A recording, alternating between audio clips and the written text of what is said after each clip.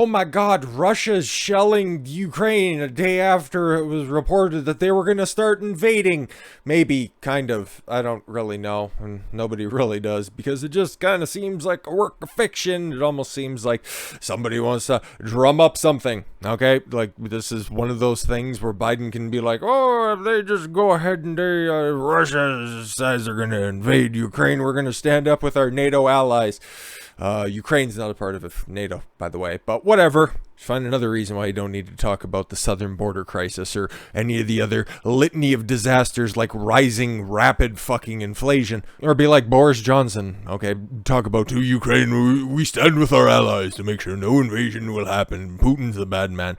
Meanwhile, just trying to also obfuscate from his own political faux pas like Partygate and all that other fun stuff for Justin Trudeau, who also finds time in the middle of a fucking national emergency. Oh my God, take my Emergencies Act very seriously. Finds time to fucking poke out some message on Twitter about Ukraine invasion. Fuck off, all of you. Get your fucking shit straight. Get your story straight. Stop trying to fucking foment a war where nothing is happening. Eastern Ukrainian village of Stanisland Lushenka village was shelled with heavy weapons from the occupied Donbas area, according to Foreign Minister Dmitry Kublev, in a Twitter post on Thursday. Civilian infrastructure was damaged. We call on our partners to swiftly condemn the severe violation of Minsk agreement by Russia amid an already tense security situation. How do you know it came from Russia? How do you know it came from those sources, and do you have any proof on any of this, really? Since 2014, the Donbas area has been occupied by what Ukrainian and Western forces say are pro-Russian separatists. Okay, pro-Russian separatists occupying an area they own and blew something up. Alright. Photograph posted online allegedly showed damage to a kindergarten in Stanislavia Luhanska. Okay, I'm Ukrainian, but not that fucking Ukrainian. Again, has anybody verified the time and date and the accuracy of this photograph, or are we just supposed to say, no, it's a bombed out building that was also a kindergarten? Like, this seems so fucking orchestrated. Oh my God. Like, or maybe I'm just so fucking blind to this, and maybe this is something that's actually happened. But again, it's pro-Russian separatists. So it's Ukrainian citizens doing something. Theoretically, blowing up a kindergarten. Is anybody inside? Did anybody get hurt? These are questions, but again, not a lot to go on. Ukraine's President Volodymyr Zelensky alleged that pro-Russian forces had shelled a kindergarten in what he called a big provocation. For its part, the Kremlin said Moscow was seriously concerned about the reports of escalations after separatists accused government forces of opening fire on their territory 4 times in the past 24 hours. It just seems a little bit too convenient. Self-proclaimed Luhansk People's Republic, one of 2 rebel regions, said Ukrainian forces had used mortars, grenade launchers, and machine guns in 4 separate incidents on Thursday. So it sounds like that's something that the Ukrainian government should probably go ahead and quash out. Okay. Armed forces of Ukraine had crudely violated the ceasefire regime using heavy weapons, which, according to Minsk agreement, should be withdrawn, the separatists said in a statement. Yeah, it doesn't really hold a lot of weight when you're the ones who theoretically initiated this conflict. Listen, we just wanted to blow up something to get somebody's attention. Then you guys came back. You just started grenade launching at us. What the fuck are you doing? That violates an order. Yeah, if they were actually bombing Russians, I'm just saying. Official Russian forces, let's get that straight, but they didn't, so. Responding to the reports of the shelling, Pentagon Chief Lloyd Austin, who is in Brussels for a NATO conference, said the United States is looking into claims that the kindergarten was shelled. The incident, he said, is certainly troubling, and asserted, we have said for some time that the Russians might do something like this. Yeah, you guys have been saying it, not being able to back up any of the claims, but you guys have been saying it, so therefore, I guess you've convinced yourself it's true. We've said for some time the Russians might do something like this in order to justify military conflicts. We will be watching this very closely. Sure you will. And just, standing over it, poking it with a stick, saying, come on, do something. So until this actually gets verified and it's not just vague assumptions that something's happening and verifying who's actually doing the shelling, it's really just a nothing burger, really. And as we've seen earlier in the week as well, was it earlier this week? I can't quite remember, but Zelensky, the president of Ukraine, by the way, yeah. He invited Biden to come over and, we could just lessen the tensions that are going on right now. Come on! And so what did he do? Decided to send his bitch over. Harris flies to Europe to help secure Ukraine borders as Biden stays behind. Well, what's he doing? We'll get into that here. Vice President Kamala Harris set off Thursday on a peace mission to Europe as Russia appeared to accelerate preparations for an invasion of Ukraine. Sure they did.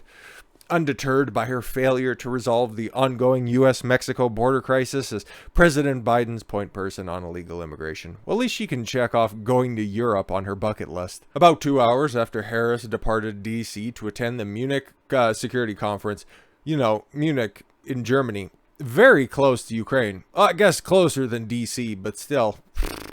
Biden emerged from the White House and said he believes Russian Prime Minister Vladimir Putin will launch an invasion of the Ukraine within the next several days. Oh, he's going to do it this time. We told everybody February 16th, but that didn't happen. So next few days he will. Sure will, pal. As Harris flew east to Germany, Biden traveled west to Lorraine, Ohio to talk about fixing Great Lakes pollution through his 3-month-old bipartisan infrastructure law, prompting his aides to insist the jaunt won't distract him from the potential outbreak of the largest and deadliest conflict in Europe since World War II. Oh my God. The only people who are pushing this on actively are the media because they're just begging. They're begging for somebody to do something so they can fucking write about it. Because you take a look at the most read articles on the side here. Take a look at the importance of these. You got old Dick Van Dyke at 96, which, again, that's pretty impressive that he's lasted this long. And the fact that he looks as good as he does for 96, that's impressive. But should that be the top news of the day? I'll let you guys decide. And then you have Matthew Stafford walks away from a photographer who fell off a stage.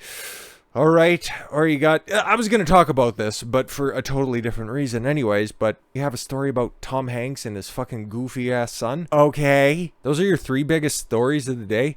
As you can see, the media needs something to run on right now. They need something to happen. They're more than willing to stir this up. You could talk about Joe not doing his job. You could talk about Kamala being a disaster. But nah, nothing quite leads as well as when something bleeds. Now Putin's sitting back at the Kremlin right now, shaking because Kamala Harris is over there. Representative Tim Burchett, a member of the House Foreign Affairs Committee, said in an interview with Newsmax TV Wednesday, fucking hilarious, she couldn't pour something out of a boot if there were instructions written on the heel.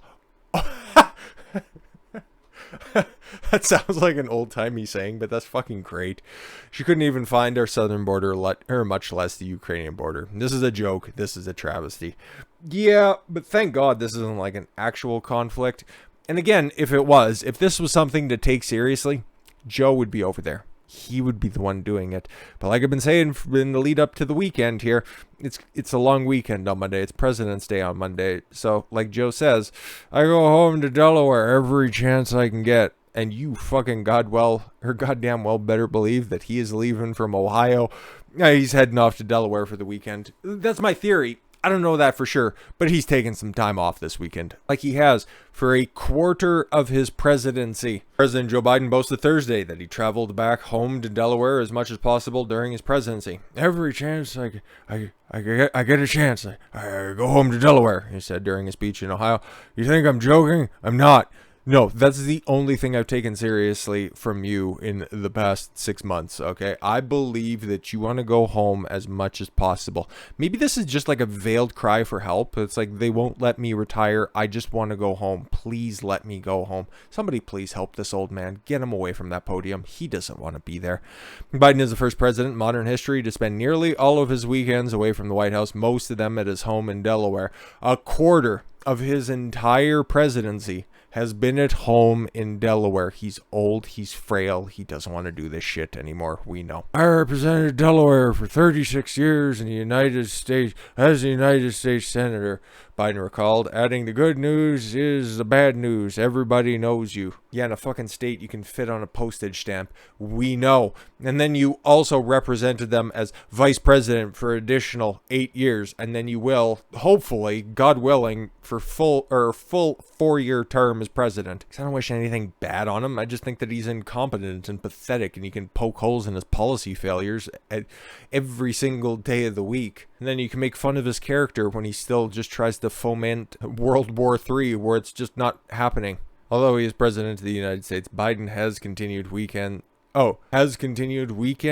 his traveling routine. That's not a sentence. By leaving the White House to visit home, many weekends he does not return to Washington, D.C. until the following Monday or Tuesday or Wednesday. The president made 31 trips to Delaware in 2021, about 28% of his first year in office. There you go, in totality. So over a quarter. Good for him. Biden commented on his presidential travel during a visit in Lorain, Ohio, to promote funding for environmental projects in the Great Lakes that was part of his infrastructure bill.